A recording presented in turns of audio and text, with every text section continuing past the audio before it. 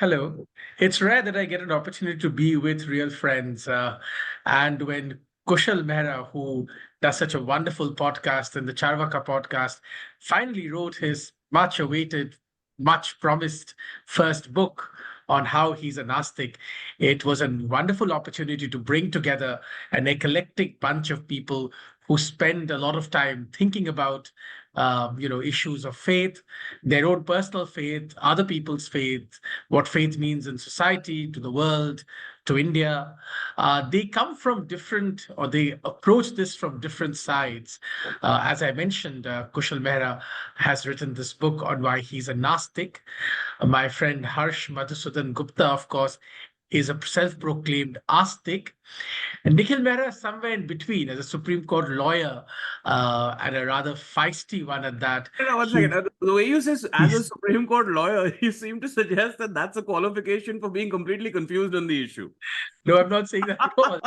All I'm saying is that, as a lawyer, he can argue on all sides, as it were, and a very good lawyer at that. And as far as I'm concerned, I'm certainly an Astic. I'm a believer, but I would like to believe that I'm a rational believer. My faith has deep rational grounding. So therefore, I have self-nominated myself, as it were, as the moderator for this wonderful conversation. And we're going to begin, and then I'm going to just throw open. And as you can see, anybody, these are all friends, so they'll say whatever they want to say whenever they feel like it. But we will begin with the person who's written this wonderful book, Kushal Mehra. Kushal, congratulations. Let me begin with you then. Why are you a Nastic? Well, I mean, why am I a Nastic is a very hard question to answer.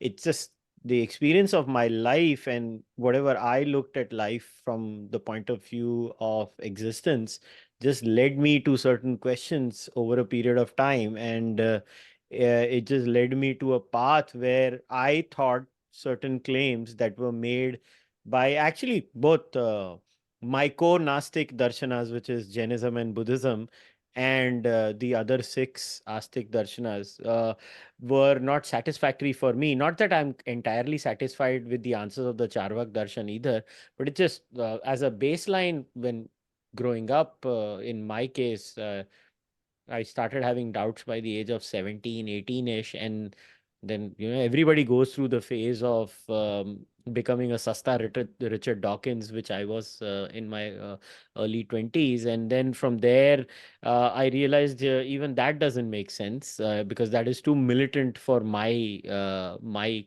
personality. And it's just the epistemological framework of how I look at reality, the nature of reality, the nature of consciousness from a scientific perspective just led me down this path. And the reason I decided to eventually pen it all down, I say actually you can comfortably blame Harsh Madhusudan Gupta and Ami Ganatra for that, because they are the ones who kept on pestering me to write. So it's not my fault. So anything, if people find anything offensive in my book, the blame is not mine. It's all the fault of Harsh Madhusudan Gupta and Ami Ganatra. So I am actually innocent, absolutely innocent. But on a serious level, it's just as in when I was growing up, there was just certain questions about the nature of reality that I would not find honest answers, or answers that I don't agree with. And it was from that point of view when I started getting more and more into Indian philosophy. And then I basically read all darshanas. I literally went into each and every darshan, trying to find the best answer in each one of them. And then I kind of gravitated towards Charvak. Okay, before I toss, to the other speakers on this conversation or in this conversation, why don't you quickly tell us, to you though, Kushal, what does being a Nastic, what is a Nastic? What does being a Nastic really mean? So I still believe that the classical definition is the correct definition, but the classical definition, and Nastik does not mean atheist. A lot of people have mistranslated Nastik as atheist. Nastik, actually, the closest word we can find in English, if we are looking for a single word, although I even have problems with that word too, would be heterodox. and Aastik would be orthodox. Although I want to state it as a disclaimer already. I don't agree with that classification. I've not come up with a better word. I'm just using what is used in scholarship globally. But so Nastik would be people who do not disrespect the Vedas, but do not believe that the Vedas are the supreme authority in that sense. And Astik would be people who consider the Vedas to be the supreme authority. Once again, over here, we are not even entering the phase of whether there is a Ishwar or whether there is not an Ishwar, because you have Astik Darshanas who deny the existence of an Ishwar, and then there are Nastik Darshanas who deny the existence of an Ishwar. So the demarcation between Astik and Nastik is not whether you believe in an Ishwar or not. The demarcation is whether the Vedas are the starting point of everything, and they are the one that stay at the topmost pantheon. Harsh Madhusudan Gupta, as one of the two people in this conversation who are self-proclaimed Astiks, I just wrote a book on the Ashtavakra Gita, which actually urges you to go beyond the conception of God. So tell me, when you listen to Kushal, number one, what do you think? And number two, what kind of an Astik are you? Or are there various kinds of Astiks? See, I went through the exact same phase Kushal went through, perhaps a few years earlier in my life. So I remember very clearly, for example, you remember the whole Ganesha drinking milk episode? So I don't know, I was 7, 8, 9 years old, something like that. I never believed it for a second. I thought it was all bullshit. Of course, everybody in my family believed it, or at least I thought everybody believed it. So I always thought it didn't make sense at that point of time. I remember actually going to mandirs with my mom and not entering it. In fact, I remember going to Kamakhya and not leaving my car. And I still remember what my family said, कि वो नास्तिक है, छोड़ दो उसको, तंग मत करो. And of course, now in retrospect, there's such a amazing attitude, right? There's no pressure. Nobody said you're not going to burn in hellfire for eternity. There's no such pressure. There's like a gentle jibe once in a while, right? So that I think I got over that phase a bit earlier. I would perhaps in college still occasionally call myself an atheist or agnostic. But I think towards the end of college itself, I was no longer interested in those labels. Of course, in a certain sense, agnostic is probably a better label because who really knows, right? And somebody who was deeply interested in science as well, I was unable to come up with answers about what before the Big Bang, what about sentience. These days we talk a lot about artificial intelligence, right? And there are very deep questions about what consciousness means. And I don't think anybody from a scientific point of view has a deep enough answer. You always have one more layer of onion to peel. And so it's very interesting, it's very fascinating. What is sentience? What is consciousness? And once you start thinking about those things, next obvious point is memento mori, right? Like you're all going to die. Our loved ones are not going to live forever. I think I gradually understanding the fragility of life started to need help, became just more humble, scared for my loved ones. And I think that honestly, I think there are no atheists in foxholes. It's not actually a bad description. I know, I know a lot of atheists, like the prominent atheists, like who's the British American atheist? Hitchens obviously on his deathbed did not, accept God as it were. But by that time, so many people had already told him that it was almost a matter of ego for him not to accept God. At that point, that is such a strongly held position that, as Vajpayee ji said about Pula Deshpande, कि उनकी नास्तिकता में भी आस्तिकता है, because इतनी strongly held position है. It's like as Vajpayee said, this is a lecture I think he gave in Pune about Savarkar. And he said, आस्था किस चीज में है वो जरूरी नहीं है, आस्था होनी चाहिए. So I over time, just understanding mortality of loved ones, remember very, very clearly remember praying for loved ones. While thinking in the back of my head is this kind of some kitsch Bollywood scene, like, do I really believe in this? But increasingly feeling more and more comforted by the process. And that just became more and more normal to me. So I think I went through a similar phase as Kushal, maybe 3-4 years advanced in terms of my biological chronological kind of journey. And I actually feel, right, it makes for much deeper belief if you've gone through that phase of skepticism, because then it becomes in a certain way much more personalized. You are open to all received earlier ancient wisdom. By default you're open to it, but you are always thinking, you know they were also human beings, maybe they didn't get it right. So my point is, there is a sense of genuine awe or wonder when I think, especially of Mahadev, of Shiva. There is a genuine sense of, there is something which cannot be explained by science. There is something grand about the fact that 15 billion years ago the universe created, solar system 5 billion years ago. Like, we've gone through 2-3 years of evolution, 2-3 billion years of evolution to take birth in this particular human form. And you're so lucky and fortunate in so many ways, good health, this and that of course we can logically say it's all just chance. It's, who knows, it's probably true. It just makes the whole awe and wonder of it so capital R romantic, that I find the notion of, especially going to Shiv Mandir. I just went to Trimbakeshwar this last weekend only, and I just find very, very calm, especially in any Shiv Mandir. So for me, it's just very personal. It was exacerbated, or one can say accelerated actually, to a significant extent during COVID, when my mom was in ICU. And I remember like doing a lot of Shiv Puja, doing all the kind of puja part. And to be honest, it kind of decreased again once she was out. So there is an element of opportunism. So I just thought it was very, very natural. It felt real. And that is how I call myself an Aastik. I actually do not connect it to my politics at all. That's a separate discussion to be had. I just think that it feels genuine. I don't have to put up a front of braveness to say that I have everything figured out. It just has that sense of calming. That's an interesting description, Harsh. I sometimes wonder, how much you left on an interesting note about how it doesn't connect to your politics. And I wonder how much of faith one can actually keep aside and say it doesn't connect to one's politics. Because somehow, and this is something that, I've been talking about with a lot of people.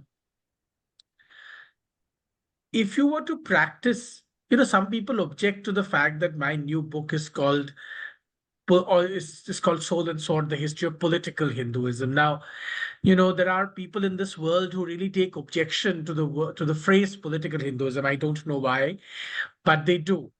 But there are all kinds of people in the world. But my humble submission always has been on this context that if you were to practice your faith deep in a secluded place, right, in a like the forest dwellings of the rishis, perhaps your faith could be cut away from politics.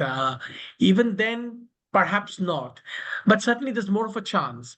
But if you live in the world, Harsh, if you live in the world and you engage with society, how much of your faith can really be cut away from politics? And I want to toss that to Nikhil, because he really, and Harsh, then we can come back to you and then go to Kushal again. Because Nikhil, like all of us, is animatedly connected to politics. But I mean, he doesn't talk about his personal faith a lot, certainly not as much as you and I do, Harsh, for instance. But perhaps he can come in and give us a sense on where he stands in all of this. So I don't think I've had as evolved a journey, that's the word, as the other two have. I very early on in life, when I was thinking about these things, I used to think about metaphysical questions quite a bit, but more importantly, I used to think about the universe in general, right? Like, I loved astronomy. I loved reading about astronomy. I loved reading about the planets. I loved reading about dinosaurs and stuff like that. So you start questioning, why does one thing exist in the way in which it does? Why does it disappear? Now, when you sort of look at even more of the data in the science, it's so much is just pure chance, right? Like just small things connecting together that in that instant seem completely irrelevant to each other, right? And it is all scientifically explained at some level, but then 10 years later, you find that that old scientific explanation has been replaced.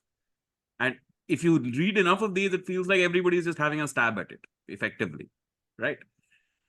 So very early on, I decided I don't want to answer for myself the question of whether there is a God or not, right? But when you speak of political Hinduism, I, at a very young age, was extremely clear and vocal about the Ram Mandir and why it was so important, right? And perhaps a lot of my instinctual arguments early on are the kind that held. But let's be clear, until the first set of judgments on this issue came out with the Allahabad High Court, we were all completely bereft of the deeper factual detail within which this was actually done, right? So we're not arguing from a factual detail standpoint. We were, in fact, arguing from a point of faith. We were arguing, in fact, from a point of political Hindu assertion, right? Because to me, it was like, this is not even assertion. This is not even an irrational demand, right? You put my identity in question in a way in which I've never wanted to assert my identity. I've never felt the need to assert my identity, but you put me in a position where I will assert that identity now. Because if I drive to an identity, it is this one, right? So the thing that I accepted very early on in that debate used to be the question of, how do you know this is the Jansthan? And to me, it is the stupidest question in the world. The factual response to that is completely immaterial. It is a pure faith-based answer. And so therefore, the nature of faith became crystal clear to me in that sense at that point in time. Faith simply exists, right? And so if it simply exists, it doesn't matter whether God exists or God doesn't exist. This Aastik, Nastik, etc. and all are really immaterial things until, of course, the definition of Nastik was properly explained to me by Kushal. And to that extent, okay, I'm also an Aastik, but I may be many other things as well that perhaps Kushal would not identify with, right? So it became totally immaterial what you are having faith in, the nature of faith. But to me, it's often, when I read science, God is chance, right? God is serendipity. That's what sort of seems like the interface. Now, when you're young and you're sort of examining these questions, the first thing that strikes you is the antiquity of religion, the age of it, right? And its durability. There is no other institution that survives like religion does. Even bad religions, bad ideas, as long as they are faith-based, they survive and survive and survive. And they condition life very deeply, like nothing else conditions life. Liberty doesn't condition life in the way in which religion conditions life, right? And originally you think, oh, this is so old. This is created by and followed originally by human beings that didn't know better. You know, tougher life, so you got to believe in something, so you might as well believe in God. You know, the lights go off at 6 p.m., man, and after that, there's animals all around you. What are you going to do? How do you survive? How do you live? Blah, blah. And yet, when you examine history and you read more history, you read a lot of scientific material as well, you start getting the feeling the ancients were actually really smart. They were really, really smart about a lot of things. And they were intuitively scientific about a lot of things. So if they were that smart, what is this that they developed? And then when you start getting into Hinduism, and what happens is this is a problematic aspect as per me. Not problematic, I wouldn't call it problematic, it's perhaps a harsh word, but it is a error that Hinduism is introduced to us through the ritual and ritual only, right? So the religion gets demolished to me in the form of the ritual, and the ritual will not work with me.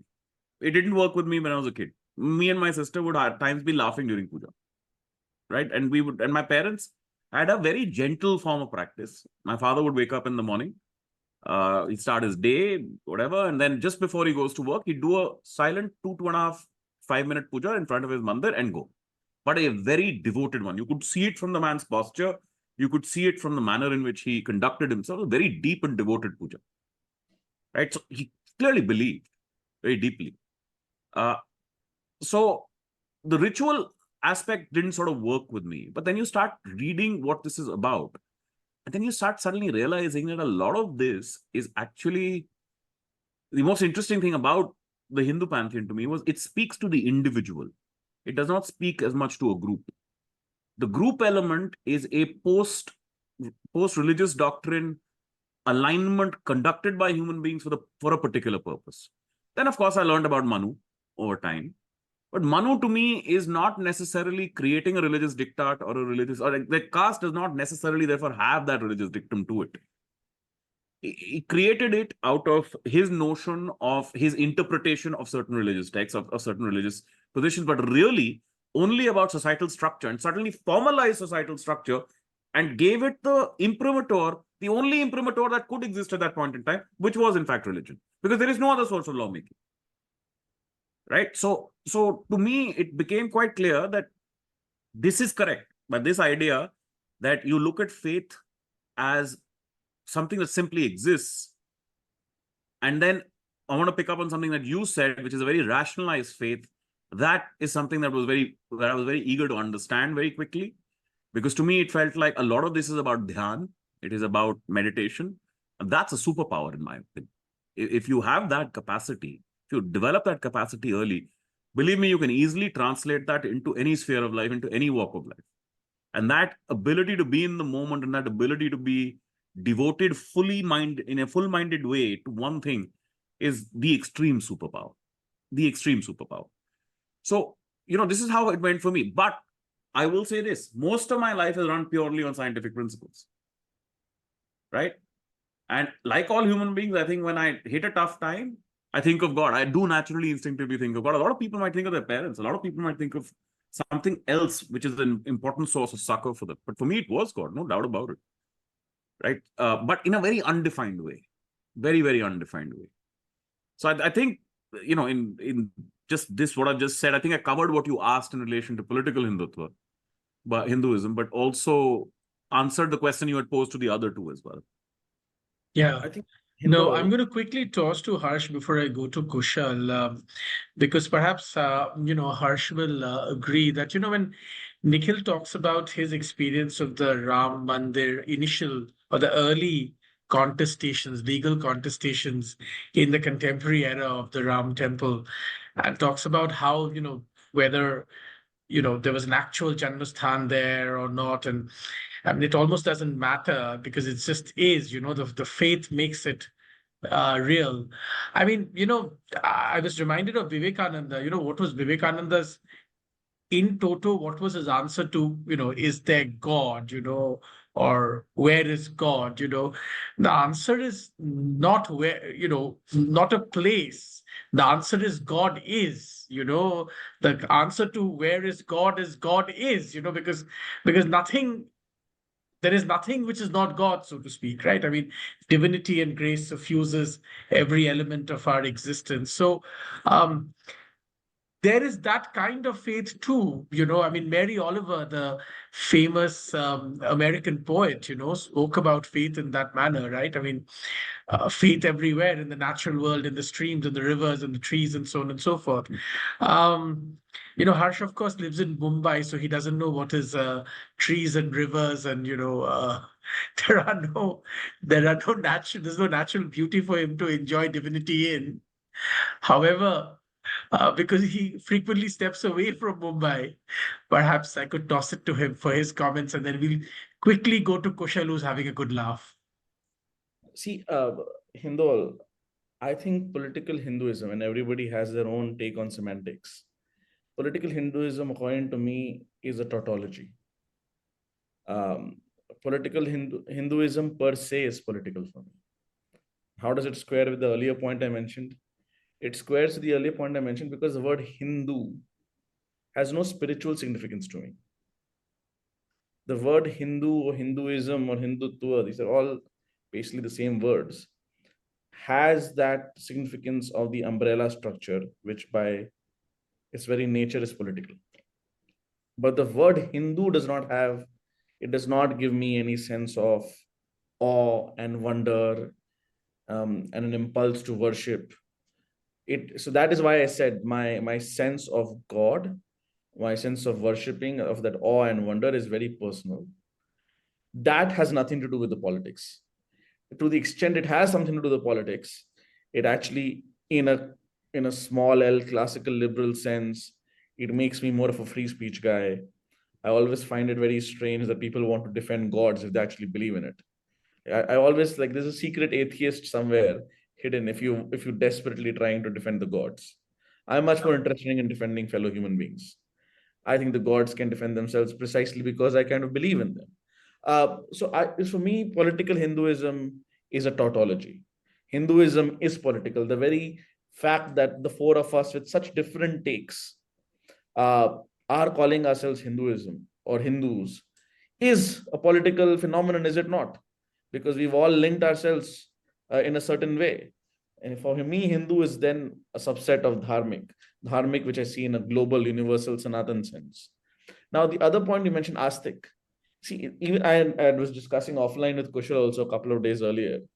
When they say like, oh, Aastik is one who consider Vedas to be the final authority, Vedo ko praman mante hain, और नास्तिक वेदों को प्रमाण नहीं मानते. I've genuinely, and I'm not saying I've figured it out, I've genuinely not understood what does it mean to make वेदों को प्रमाण मानना. I have come to the conclusion, again a provisional conclusion, that it simply means that people who want to interpret the Vedas for you, आप उनको प्रमाण मान रहे हैं. Because if you read the Vedic, especially the Vedic Samhita, it's very clear. They are saying, the wise call the truth by different names. So it is that anekantvad sense, right? There is a truth. It's not relativism, but they're saying people approach it differently, and you can get only so much closer. It is saying we don't know who created the universe. Maybe the gods created. Maybe the gods also doesn't create. It says, may all the tribes get together, be of one mind, be of one heart. So when these things appeal to me naturally, knowing Kushal, I think it appeals to Kushal also naturally. I'm just trying to understand what does it really mean that आप वेदों को प्रमाण नहीं मान रहे हो? Because by my understanding, by this definition of वेदों को प्रमाण मानना, Kushal is also an Aastik. This is a good way for you to now lob the ball in Kushal's court. Yeah, Kushal, nobody believes that you're Nastik. Essentially, all three of us are trying to prove in different ways. Nikhil more powerfully than either of us, that you're actually an Aastik. You're basically that strange being, Kushal. You're a Aastik in Nastik clothing, so to speak, So, we refuse to let you remain Nastik. But Nastik on the streets and Aastik in bed. Aastik in the sheets. I had warned all of you, gentlemen, very gently. However, I thought that, my gentle warnings will go unheeded. Oh, by the way, this scene is going to go viral on Trad Twitter. 4 people making fun of different ways of Hindu epistemological beliefs, street sheets, क्या-क्या लोग बात कर रहे हैं. मेरे को तो बहुत गाली पड़ने वाली है. Kushal, before that level of gali comes to us, let me ask you, which I'm sure it will. I'm actually very interested in your growing up years, Kushal. Because faith, as the other two friends have also hinted, our childhood is very intertwined in a sense to our sense of self and our sense of faith. Who we are and what we believe is always very closely interlinked to the child in us or how we were as children. I wonder whether you could reflect a little bit at this juncture, Kushal, on your own upbringing and what brought you to this sense that you would think of yourself as somebody who's a Nastik or is Nastik, and yet have a very profound and deep engagement, which you do on matters of faith. Harsh, don't disappear. We want to see you on the screen. So how do you reflect upon this for me? How did you, what was your childhood like? How did you come to this? It's actually a very nominally religious household.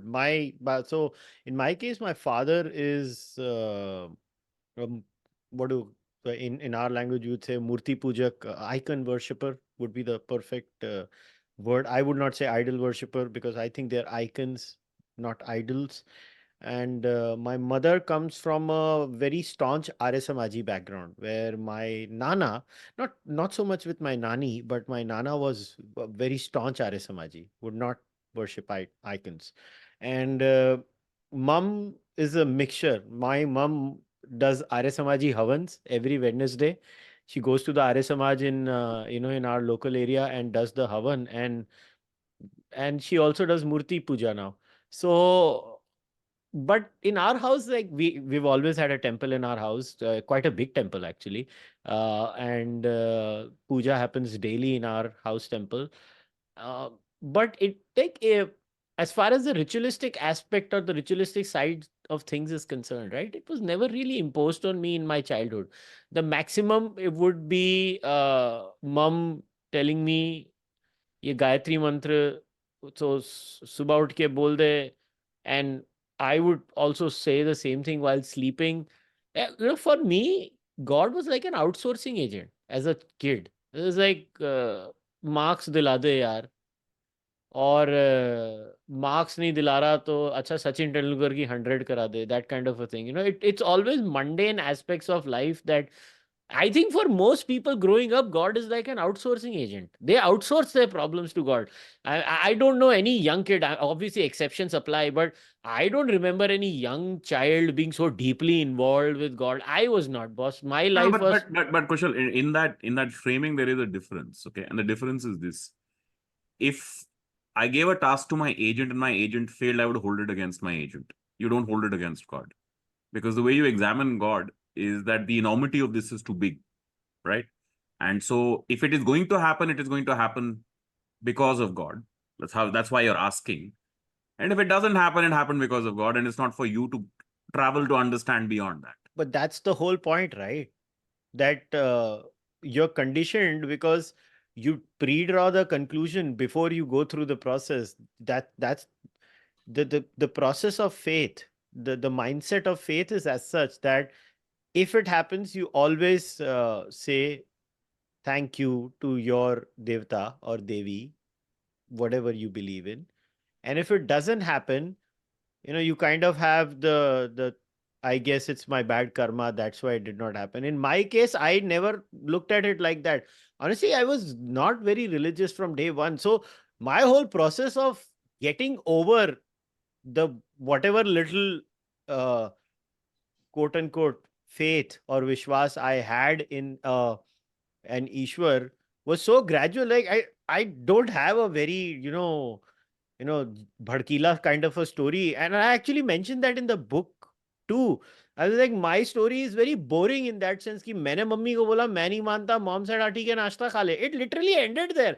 मतलब कोई ऐसा कोई सास बहू saga, nothing like that. It's not happened. Like it just mummy नहीं मानता, mummy ने बोला हाँ ठीक है चुप कर नाश्ता कर, and it literally ended there. So I just, the reason I lost faith also, I don't know why. I just one day I just was like, I just don't buy this. It doesn't make sense to me. So for me, in fact, the journey was post that. Me trying to know, did I do the right thing or did I do the wrong thing? So you start copiously reading religious texts and scientific texts. And over a period of time, different people draw different conclusions. And my conclusion has been that the probabilities of a deity existing are minimal. And the best answer, I think, once I remember, a lot of people actually are in that zone who are very rational and who usually live their lives. As far as all four of us are concerned, right? We live very similar lives at the level of our Laukic existence, because I don't know if there is Paramarthik, so I am sticking to a Laukic existence. All four of us are very rational, science-driven people. We would only behave in a very similar manner. The difference comes is, I choose to live my life assuming there is no Ishwar. Most of you choose to live your life assuming there is a Ishwar. It's the assumption game. I assume there is none. I can't disprove it or prove it. Neither can you. And the only thing that falls in the end is the assumption we make while we living our life. I don't assume Ishwar exists either. But what I don't do is, therefore, because I cannot establish for fact or raise the assumption, I do not therefore disbelieve either. I just leave it at the fact that the fact of faith is sufficient. It is not material whether a deity exists at all. So for me, my life in like my mental makeup, the existence of a deity literally does not matter to me. Yeah, that's what I'm saying. It doesn't matter to me. Like I don't even care about the God question anymore. Yeah, that's what I've been saying from the start. I Yeah. figured this out at 7. I could have written your book at 7, no? So, no, Nikhil, yeah, but isn't Nikhil's position a bit like what a classic agnostic position would be? Isn't this the position of an agnostic? I don't know the answer, and I'm okay not knowing the answer. I mean, No, what's the difference No, between but as I atheism and understand the agnosticism, classic right? agnostic position, Hindol, it also says, therefore, there cannot be any organized religion. No, Right? no. So That's the my difference, understanding. no, the difference between atheism and agnosticism is that both say we don't know if there is a creator or not, or a deity or not. Where they differ is that agnosticism is actually very sure that science can never answer that. Atheism, on the other hand, is very sure science will eventually answer that. Yeah, but therefore, That's the agnosticism difference. cannot accept organized religion. It actually does, na? Most Why would it? because everybody does at the end of the day. Because Therefore, then okay, then perhaps I fit that, because I will also accept that organized religion, because it is a fact. It's a fact. I see it for myself, right? Yeah. And then it comes to the thing that you said at the beginning, which is to rationalize these faith points. And so, to me, as I sort of grew up and thought more about this, I felt like what Sanatana Dharma and these Indic faiths actually established was what felt almost like a foolproof mechanism for how, in a multi-faith setup, you can all coexist. thumbs up. Right? There is no other. In fact, I don't think you can ideate it better than it has been done there. Absolutely. Other than the act of pure denial. In which case, you're not actually asking for multi-faith people to live together because you've erased the faith. Yeah. The actually conversation that you guys are having, and with that, I'll bring in Harsh also. It reminds me of this wonderful moment when I was walking down a side lane in Oxford and I bumped into Richard Dawkins. So I asked Richard Dawkins. No, but hear this out. It's a great story. So I bumped into Richard Dawkins and I asked Professor Dawkins that, you talk so much in your book, The God Delusion. You talk about how there is no God and, all this evidence you provide that there is no God and so on and so forth. But you restrict your comments only to the Abrahamic faiths, largely to Christianity and Islam, but also some Judaism. You have nothing to say about Hinduism, nothing much to say about Buddhism, forget Jainism and Sikhism and all of that, right? But that you have nothing to say about Hinduism. Like, I literally told them that there are only two mentions in your book about Hinduism. One, basically, I think says that there's the Kumbh Mela, which is the world's biggest congregation, and all these people come there, and there's something else. I can't remember what it is. And he actually said, well, I didn't really mention Hinduism because I don't know much about it, which I thought was a really candid answer, but it wasn't the answer I was expecting from him. So, I mean, the reason I also wanted to bring all of us together is that outside India, or perhaps even in India, there are still in 2024 so few people who understand even some of the nuances, forget all the nuances, that a lot of the commentary happens without Hindus sometimes, not always because of malice, because people don't know anything and don't understand anything. And I wonder what all of you think about this, and how long are we going to be mired in this sort of, veil of, under this veil of ignorance? I think Harsh wants to say something, but yes, Nikhil, please. No, I just wanted to comment on one thing. The anecdote you just mentioned. Yes. Dawkins couldn't be more Abrahamic that way, because he calls his book The God Delusion. He doesn't call it the Abrahamic God Delusion, because that's what he's analyzing. And that's a very good point. He self-admits he's analyzing that. Yeah. Therefore, he must be from the Abrahamic pantheon, because for him, God is only an Abrahamic God. So now, of So course, he's already a now that victim to Dawkins' that which he position has denies as a shifted. delusion. But you're absolutely right, Nikhil. Dawkins' position has shifted. Today, he says that perhaps there could be something in Christianity after all. No, that has been his position since 2006-7, that he's a cultural He's been Christian. saying it for 15, 20 years. He's a cultural Christian and he wants to read the King James Bible as literary text, not as a theological or spiritual text per se. But then he still wants Christianity to be destroyed. I mean, he's like, he wants to have the cake and eat it too. I don't understand.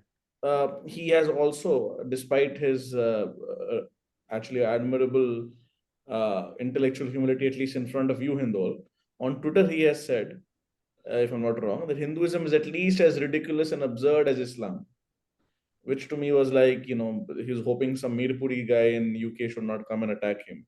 There's the simplest way to get Pakistani Islamists off your back. If you are criticizing Islam, is to just criticize Hinduism as well. And also, he just does not know much. And I think that's a broader problem. For example, it's a very interesting point you've raised. It goes back to our earlier point also.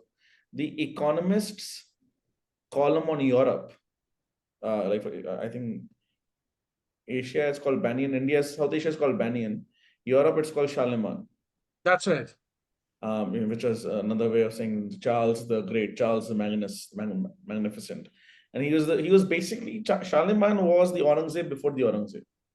So Charlemagne is seen as a proto-European union figure. He is seen, but also a great hero, remember, to many people. Yeah, that's what I'm coming to. He's a great hero to many people because that pre-Christian religious framework of Europe was all but destroyed. And one of the leading men who destroyed it was Charlemagne. Charlemagne famously beheaded like hundreds of pagans in a forest, in a Teutonic forest in Germany, etc. And he was the one who is now he's known colloquially as the father of Europe. And he's basically the Aurangzeb that succeeded. And the reason why that is important and why it also explains a lot of the Western discourse on Hindutva is they're not able to understand this weird resistance of these people to what they see from many to 1 to 0 as a natural linear progression. Many gods to one god to 0 god. And for them, the idea of a Hindu civilization proudly being Hindu in that collective as well as personal spiritual sense, rising in scientific, technological, and material terms, completely creates a lot of cognitive dissonance in their own head. Because somewhere in their own head, they have convinced themselves that it was logical for Rome and rest of Europe to be converted to Christianity because the pagans were just feeding all the Christians to the lions. And that's what was happening in the Colosseums. And then we have people, right, Tom Holland saying there's no Vinamrata in the world except because of Christianity. Again, no mention of Hindu Dharma, Jain Dharma, Bodh Dharma, or even any of the teachings of Confucianism, etc. That it's a very it's a culturally solipsistic kind of worldview, right? There is nothing outside, a very deeply Eurocentric worldview. And that worldview is extremely shocked to its core by a rising proudly Hindu India. So the good thing is, at least in person, he told you he doesn't know much about it. I mean, his public pronouncements have been different. I think of the 4 quote unquote new atheists, he was the intellectually least rigorous one, according to whatever I think Kushal might have read more of the other 3. Daniel Dennett just died, and of course, Christopher Hitchens and Sam Harris. So I just personally feel like there is a very deep, it'll take a long time for people give up Christianity. But as you mentioned, or as Nikhil mentioned, they don't necessarily give up those Abrahamic ways of thinking. That does not necessarily make them Christian, but there is a certain process which has to go through that. And it's a very long, slow process. So in what we are seeing in the West right now is increasingly the young have given up Christianity, but there is a deep search for purpose, for meaning. One of those strands are coming out in this kind of woke activism because there is no larger purpose to life except earning money and going to the mall. There is no transcendental purpose. And which is why even, kind of spiritual paths, which would not be that remarked upon in India, but go from India, have an export tendency, do very well, right? The ISKCONs and the Hare Krishnas, everybody who's going there and is out there in terms of meditation, which Nikhil mentioned, yoga, it all takes off for one reason or the other. So there is a massive spiritual vacuum, and we actually, it is our responsibility. You mentioned that people in India also don't understand. It is our responsibility to first understand it ourselves. What is it that we are talking about? And then actually take it to the rest of the world as well, which, I mean, amongst the four of us, Hindol is doing the best. So thank you for that. No, so one of the things you mentioned, and with that, I'm going to toss back to Nikhil and Kushal. What you mentioned about the destruction of you know the pagan West, so to speak, is actually best described. And if any of you gentlemen have not read the book, I highly recommend it to you. It's a book by this Cambridge scholar called Catherine Nixey called The Darkening Age. Happening is. It's absolutely brilliant. It's brilliant. But interestingly, and here's a lot of people from the sort of Hindu side complain that whenever we write a book, it doesn't get reviewed in the West and all of that. That book was almost buried in the West. You'll never hear people talk about that book. And yet it's an absolutely brilliant book. It showcases page after page with instance after instance how the rise of Christianity destroyed an entire civilization that had stood its ground for thousands of years. It's incredible. You must read that book. And all the great venerable, quasi-atheist, neutral platforms in Britain, like the Times, London, and all of that. The one or two reviews that they published about that book before burying it was scathing. They never wanted this story of Christianity told ever. And you see, this is why there is a problem with Hindus, right? I mean, because A, you don't understand what's going on. B, you in your framework of thinking, you are used to denigrating it. And then you suddenly see it rise. So therefore, you don't know what to do. You want the engineers and you want the money and you want the markets, but then you don't know what to do with the culture. So basically, once again, in the conversation, we return to that wonderful thing, Kushal, because you spend your time half in the West and half in India, that even though you may claim you're Aastik, fundamentally, fundamentally, you must be an Aastik because that's my point about Hinduism also. How did Hinduism survive, I don't know, 1,000 years of bloodshed and gore? Because of what we've been talking about. Yes, even people who were forced not to be Hindu, Goa is a classic example of that. Their framework of thinking never changed. That remained Hindu. Kushal. No, one of the funniest things is that when I realized how Hindu I was when I actually started joining these atheist forums. That's when I realized I'm not them. Because I clearly remember one was an Indian one, Nirmukta. This was run by Indian Marxists. And the other was actually, ironically, Richard Dawkins had a website during his heydays, and they had a giant discussion board, and atheists across the world would come and have discussions over there.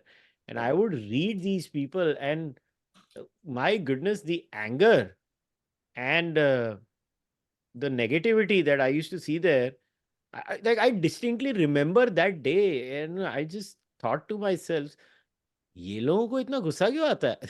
I'm like, I could not relate to this. Like, why are these people so angry? Like, they're always angry, always annoyed, always poking fun at each other. And that's when I realized, oh, these people, like, a disbeliever is also a mirror image of the society he belongs to. So his disbelief also, in a very weird sort of way, reflects what happens in his society or her society. So in a classically Hindu disbeliever, he might find the claims of reincarnation unpalatable.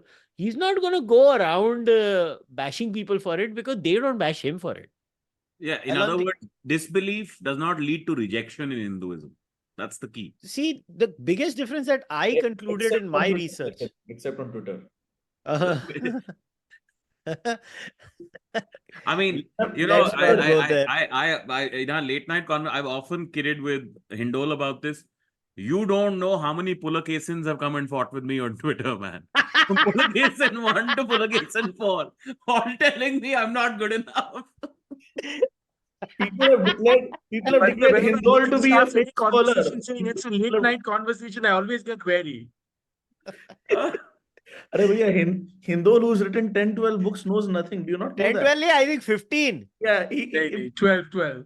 This people, one is the 12. The Ashtavakra Gita is the 12. people are coming and telling that Hindol knows nothing. Serious face. नहीं वो तो हमेशा not just 1 or 2 days. I always. In fact, couple of days ago also somebody told me, "Arey, what do you know?" So now to I say, yeah, then I mean, I defer to your knowledge. So you've reached that Zen stage. Perfect. I mean, like there's no point fighting these things. No, so as we come towards the conclusion of this conversation, I have one last question for all of you. I actually want to put a question to Kushal. Please. I think this is something that's worth pondering, Kushal, which is Sanatan actually treats Nastik as its child and not as its outcast. That's a very rare thing, right? That's an extremely rare thing. Rarely, it is the only culture that does it. That's right. That's what I'm getting at is not only does it treat the Nastik as its child, it is a land in which the Nastik has at one point in time or the other had substantial rule. Yes. Through Ashoka. Buddhism, through Jainism, right? Substantial rule. I'm talking about an entire like Ashoka taking this huge chunk of land, pretty much the entire subcontinent, and saying you're Buddhist, right? And that is something which I think is something that I wanted to understand. How do you sort of examine the Nastik belief system in the context of Sanatan? I think the entire framework of dharma would be incomplete if we did not have the Nastik darshanas. Because it's a constant conversation, right? Yes. This is the key piece. The irony of it all is, so this book comes to my house, it doesn't come to my hand first, right? Before I even open and read it, what does mom tell me to do? She's like, ऊपर जा मंदिर में रख क्या? अच्छा, मेरे दिमाग में not even for a second did the flip come कि मैं क्यों जा रहा हूं ऊपर? मैं भी चले गया. मैं भी चले गया. और फिर उधर गया, I had that moment, अभी करूं क्या? तो फिर मम्मी को जोर से पूछा, अभी करूं क्या? ये तो बता दो, बोल दिया ऊपर जाने को. तो रख. अच्छा, फिर हाथ जोड़. तो जो इंस्ट्रक्शन दिया मैंने किया. I did not even like flinch. ठीक है, मम्मी जो बोलेंगे, whatever मम्मी says, मैं करूंगा. I mean, if I tell people ki there are moments where sometimes I'm in India during Diwali time, mom and dad are in America and Canada. So who do you think does the Diwali puja? I do it. I do the entire puja of the house. I am chanting the mantras along with my wife. हम लोग घर में पूरा दिया जलाते हैं. अभी जब नवरात्रि होती है, हम लोग के पंजाबी में वो होता है. So I am vegetarian. So I mean, what the hell? So what am I? I mean, so I always say in a funny sort of way, you know how in Facebook we used to have that status, it's complicated. So I think with Hindus, the best way to explain this is it's complicated. And until and unless, Hindol, the most important point you said was that until we don't write and explain our point of view, somebody is going to do that for us. For our culture, for our society, for our way of thinking, our lack of articulation, and to every time, just dwelling in mediocrity and the arrogance that why do we need to explain it? Like I get reminded of that story of a book which showed the British post-industrial revolution going to the Chinese because the Chinese invented the examination system, right? They were the first ones who had a proper examination system. So when they went to learn, they said, they told the Chinese that, listen, we are building these machines. Do you guys want to check it out? And the Chinese, in their arrogance at that time, because the Chinese were far ahead at that time, in many ways, they said, tu kya sikhayega mere ko?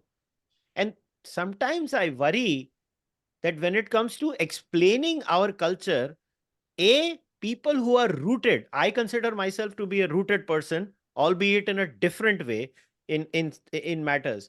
If I would not write it, some Abrahamized people keep in India, everybody is obsessed with decolonize your mind. I have a huge problem with that word. I say de-Abrahamize your mind. The problem with us is, and this doesn't mean Abrahamism has to die or anything. I am just saying that we ourselves don't explain our point of view. What is going to happen with other people? And we are not like monotheism. We, first of all, we have to be very comfortable with that reality that we're not monotheism. We are different. We are what we are. They are what they are.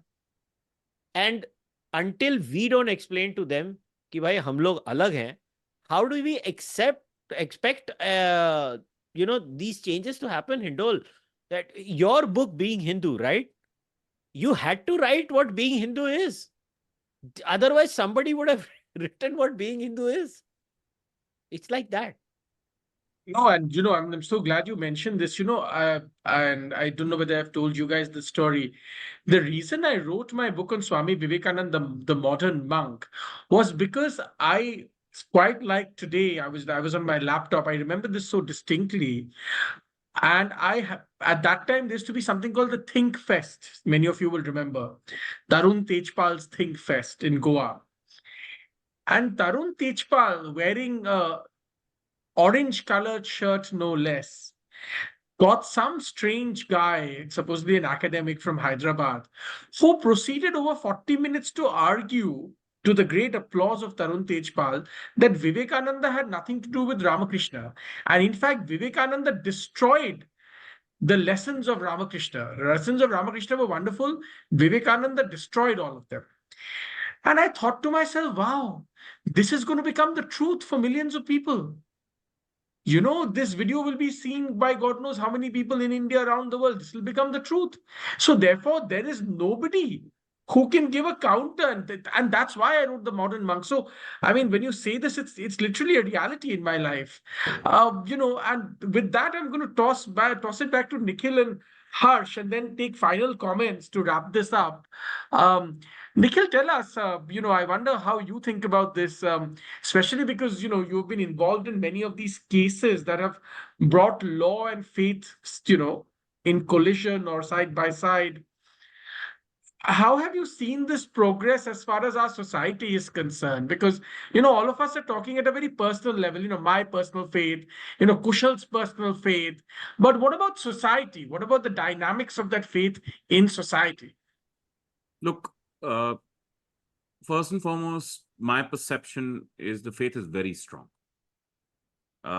We sometimes get locked into corners where it seems weaker, but the faith is extremely strong. And I don't think we ended up mentioning this earlier, but I think a lot of that architecturally has to do with the passing down of the two great epics. They are monumental in bedding everyone around us into these faiths, into the stories of the faiths, into the allegories, and therefore by virtue of that, into the moral lessons, the larger moral lessons. Right? So the faith is very strong. Now, simultaneous to that, and this is the thing that comes back to like that wonderful thing you said right at the start, the rationalization of faith, right? Hinduism had many aspects to its legal enforcement that were drastically draconian and irrational. And the taking away of those, while the larger debate is about allowing everyone to practice their faith, right? Taking those away in 1957, and then extensively in 2005, and now what you see, what is called the Hindu Marriage Act is barely there is nothing Hindu about that Marriage Act. The most you can apply in terms of being Hindu about it is that your mode of marriage will be accepted, whatever be your faith system within the Sanatan system. But there is nothing about it which relates to any old Hindu law enforcement, which is very different from other faiths. Right? So Hinduism will take that reformation quite quickly, quite easily. And yet there are things that we keep coming back to in that same process of rationalization. So, for example, within our legal system, Hindu legal system, there's a concept of Stridhan. I mentioned Stridhan in specific because it's a highly litigated subject. with divorces, Stridhan, today, in fact, Supreme Court reiterated for the nth time, Stridhan is the absolute property of the wife. Definitions are quite clear, right? No contestation. So you source a titular right in religion while having deviated almost entirely in the legislative language from the religious lawmaking that existed, right? And Hinduism will take that rationalization. And I find that very easy and very, I mean, there's just no question. You'll speak to people who are religious otherwise, who'll say, and you'll just tell them this is the law. They'll say, okay, that's the law. It makes more sense this way. You know, Harsh, even when its sorry, go on, application is please. sometimes drastically unfair to that particular individual. Harsh, Hinduism was, because it was never supposed to be uh, a legal system in any way whatsoever. Of course, we have in mind primarily the example of Sharia. There also there are different fiqh and different schools. Even Sunnis have 4 schools. So even there they'll be pedantic and say it's not, there's no one Sharia, etc. So Hinduism was never supposed to be a legal framework. In fact, one of the criticisms of Hinduism lived, especially through medieval times, is the social framework of caste to some extent precluded the legal framework of a state, and they were in that sense orthogonal to each other. So it's a very beautiful point that Nikhil has mentioned, that there is very deep sense of attachment to faith. Harsh, while you're saying, can you then explain what are Daya Bhaga and Mitakshara? I don't know, because I've never really, Right. Okay. I've never really because in our legal systems there are distinct areas of faith. Yes, Of legal faith. so Application of rules. Our system is not fully secularized, so there is obviously some. No. So you were saying Hinduism never had that framework, right? I'm saying No, there is a body. There are 2 bodies of law that are Oh, applied. in that sense, you're saying, okay. Yeah. So what I meant was there were certain frameworks like based on Manusmriti, etc., which were then expanded to being pan-Hindu. That's what I meant. They were never truly pan-Hindu. See, I mean, Hinduism, as we discussed, there's 2 kinds of text, Shruti and Smriti. Thing is, Smritis and Sutras, they themselves say it is not applicable to all people at all times. They themselves say it is Yuga Dharma, it's not Sanatan Dharma. All right. So that would actually qualitatively not even be a law then. I understand what Yeah, you're so what happened was those, because everybody had this Abrahamic framework, and Aurangzeb had the Fatwa-e-Alamgari printed as the Sunni text in the subcontinent, and the British came and they got a few Pandits to translate whatever was told to them is the equivalent of the Fatwa-e-Alamgari, which was a Manusmriti or some kind of bastardized version thereof. And that became the Hindu law. This became the Muslim law, that became the Hindu law. It was not the Hindu law in that sense. And that is why there was not a very massive pushback when, as you said, in a colloquial sense, that there is nothing Hindu about the Hindu laws personal today. I would simply take your point in substance and reword it, definitely saying that deeply Hindu precisely because of that. They're deeply Hindu because there is nothing Hindu about it. No, Harsh, but succession mechanisms were quite common across many areas. See, one thing is there is something being common. The other thing is this is what is core to your religion. See, again, that is an architectural variance for us. You've got a heck of a filter on, buddy. I gotta tell you, that was gorgeous. What happened? And it has thrown me off completely. But I just wanted to say that yes, you're right. There is no single source body of law. Yes. Right. And it comes from ritual and custom. Yes. And you could be as particularized in the proof of a ritual or custom prior to 1957 as saying, मैं इससे 1 kilometer दूर रहता हूं, मेरा ritual or custom अलग है. Right, exactly. Right? You could be that particularized. No problem at all. There are judgments after judgments of the Supreme Court on that point. What I'm saying is at some point, though, on some points, there was a huge amount of commonality. And the Supreme Court was able to evaluate. So, for example, laws related to ancestral property and the devolution of ancestral property were commonly applied even when different rituals and different cultural faiths. I know that, for example, came before the courts. If you read the book of Manoj Mehta, Caste Pride, Battles for Equality in Hindu India, I think that's the subtitle.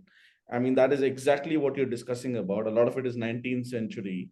like like a Yadav king is marrying and there's a second wife, and then the question is that king supposed to be considered Kshatriya or not?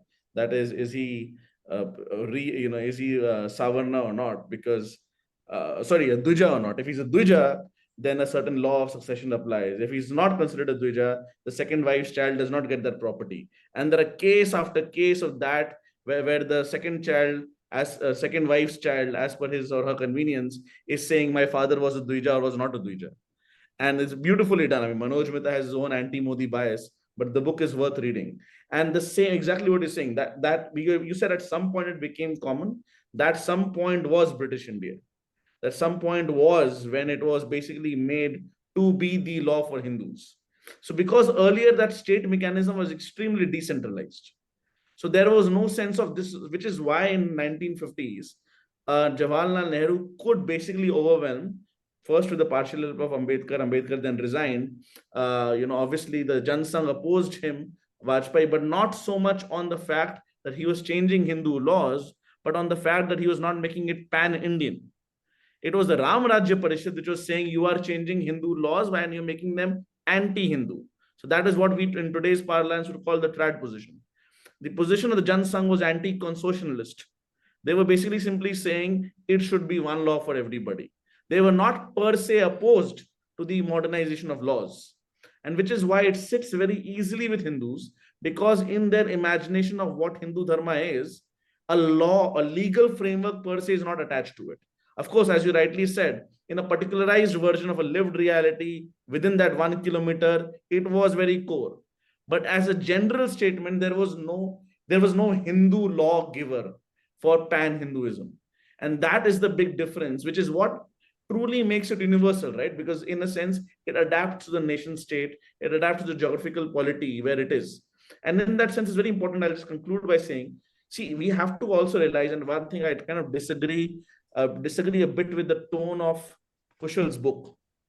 And I think that's still a necessary point in the evolution of our discourse, is there is still, I feel, even in this discussion, that there's a difference anxiety. There's a difference anxiety with the West. Rajiv Malhotra has written about it. I think the excellent book that Kushal has written, the kind of stuff we're discussing, eventually applies to all of humanity. I mean, there is an element of an Abrahamized mind becoming de-Abrahamized, but it does not stop there, right? So for me, the word Hindu in that sense is a placeholder term. The real term in that sense is dharma, right? Hindu is just a placeholder term where it is a subcontinental subset of the broader Sanatan timeless dharma, which is universal in a geographical sense as well. So for us, really, this excellent idea of you're Nastik, but you're not anti-theist or you're not militant atheist, because you live in this sphere of mutual respect. Eventually, that has to go global, because a lot of people make fun of spiritual but not religious. To Nikhil's point of organized religion, right? I think it defines a lot of the youth in the Western world today, and where they say we are unable to believe in a God in an organized religion sense, but we are not satisfied being atheists. It does not give us emotional succor, or it does not give us that kind of emotional support. So they are spiritual but not religious, and it comes out in different ways. And it's simply up to us to use various ways. And I think it's why this is very important, this book, that we should always have skeptics inside our camp shouting outside. I don't want to use a more colorful analogy, as opposed to being outside and shouting towards inwards, right? So we want people who are being skeptical to always be in our camp, because it is very organically linked to eventually when they do believe, whatever that means. So I had just a couple of things to say before I toss it to Kushal for the last word. After all, it is his book we are discussing.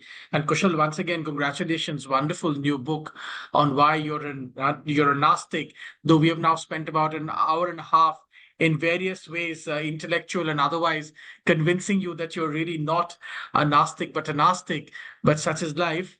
When you talk about SBNR, Harsh, I'm reminded of that article which many people got very excited in India about on why we are all Hindus. There was this, this newspaper article that came out in America. The other thing that, of course, one is very interested in, when you spoke about Manoj Mitta's book and the law of succession among princely states in India, remember the British used this kind of confusion. I mean, what happened to the Rani of Jhansi, essentially, right? As it happened to many people. The British used the kind of examples that Manoj Mitta cites, and which you, Harsh, told us about today, to say that this is too messy and this is too imperfect. And therefore, for a Raja to adopt a child and say, this is my successor, is not good enough, because your own, at least that was the British accusation, your own various subsects and subcamps would then quarrel over this and make the whole system a mess. Therefore, what is a better option? Hand it over to the British. And this, you will realize that this is a perfect metaphor for what has happened to Hinduism for nearly 3,000 years, right? In various shapes and forms. And we can spend all night discussing the various ways this has happened.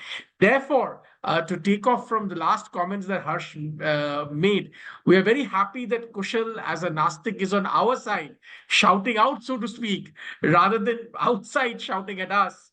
And therefore, we should invite him more and more for our conversations and addas, so that he remains within and shouting outside. Kushal, last word to you before we wrap up. Well, first of all, it was a pleasure talking to all three of you. Just want to state it for the record. I know this is a serious discussion, but everybody should remember that I am the real Mehra. Nikhil is fake. I just want to put it on the record, even on this discussion. Before Nikhil People will tries, make up their own minds, man. there is no doubt on that. There is only certainty.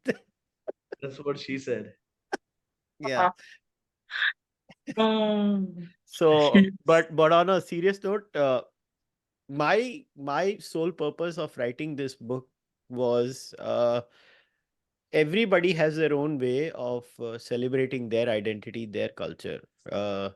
This was a culmination of my entire life, my background being philosophy at that, moral and ethical philosophy. And I wanted through this book, I wanted to, in the modern parlance, salute my culture. There is a whole chapter I'm very critical of my culture in. Like in chapter 5, I basically, I mean, people might find it offensive also that I criticize the culture so much, but I end the book by stating that basically, and for me, there is no ambiguity here. My mom and dad were born Hindus also, but they chose to be Hindus. Then I was born uh, in a Hindu family. They decided I was a Hindu. By the time I became an adult, I became a very staunch militant atheist.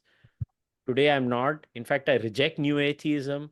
I think new atheism, I'm slowly getting convinced that it did more harm than it did more good. I have nothing personal against Richard Dawkins. In fact, I'm a very, very huge admirer of Daniel Dennett, and he just passed away. And I felt sad because I learned a lot from Dan Dennett personally. I read a lot of his books and a lot of his papers. So both Daniel Dennett and Michael Shermer have had a profound influence on me, along with Krishna and Mahavir and Buddha and many others, even Shankara for that matter. But the only thing I would tell people is that if you read this, don't read this as someone who's trying to critique his culture. Read this from the lens that this is someone who's actually trying to celebrate his culture. And all he ends up saying is that even if you think I'm not a Hindu, I am one and I'm not going anywhere. So I think that's all I would say. I'm not going anywhere. You can keep canceling me. I'll keep coming back. That wonderful note, even if somebody cancels us, as we know from a wider common friendly experience, even if somebody cancels us or puts us in jail, there's always Nikhil Mehra to come and save the day, So we are happy to have him also in our camp. Thank you very much, gentlemen. I really appreciate your time. And read Kushal's book. It's a wonderful book. I don't think there are many books. In fact, I can't think of another book, written in contemporary times by an Indian from India, talking about what it means to be Nastik. And therefore, it's really a unique, important book. So please read his book, buy his book. And thank you once again, Harsh, Nikhil, Kushal, for this wonderful conversation. I had Thanks. actually thought I'll disappear and let you guys have a conversation, but I couldn't resist the joy and the pleasure of talking to all of you. Thank you again. Thank you. Take care, Thank guys.